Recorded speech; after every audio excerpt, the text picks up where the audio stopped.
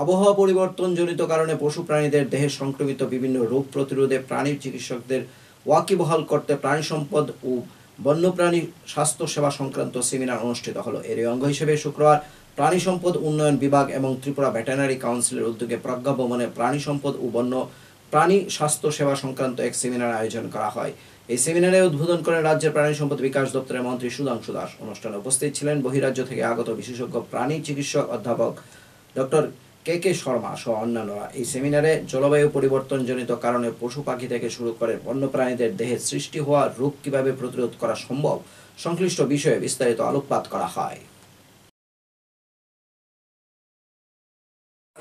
ARDD department এবং Tripura veterinary doctor অ্যাসোসিয়েশনের যৌথ উদ্যোগে আমাদের রাজ্যে যে সমস্ত ভেটেরিনারি ডক্টর রয়েছে তাদের এফিসিয়েন্সি ডেভেলপমেন্টের জন্য, তাদের দক্ষতা বিকাশের জন্য একটা সেমিনার হবে।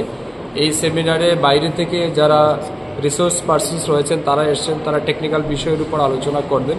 মূলত বিষয় হচ্ছে প্রতিদিন আমাদের নেচার পরিবর্তন হচ্ছে, এনভায়রনমেন্ট চেঞ্জ হচ্ছে এবং বিশেষ করে পশু পাখিদের মধ্যে নতুন নতুন ডিজিজ দেখা দিচ্ছে। তো এগুলিকে কিভাবে মোকাবেলা করা যায়, এই সমস্ত রোগ এবং জীবাণু থেকে কিভাবে আমাদের পশু পাখিদের সুরক্ষা প্রদান করা যায়, এই সমস্ত বিষয়ের উপরই ডাক্তারদেরকে বিশেষ প্রশিক্ষণ দেওয়া হবে।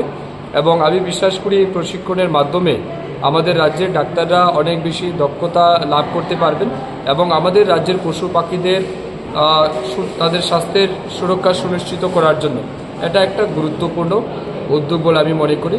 আমি ধন্যবাদ জানাচ্ছি আমাদের ডিপার্টমেন্টের যারা কর্মকর্তা রয়েছেন এবং ত্রিপুরা ভেটেরিনারি ডক্টর অ্যাসোসিয়েশনকে এই সুন্দর উদ্যোগ গ্রহণ করার জন্য।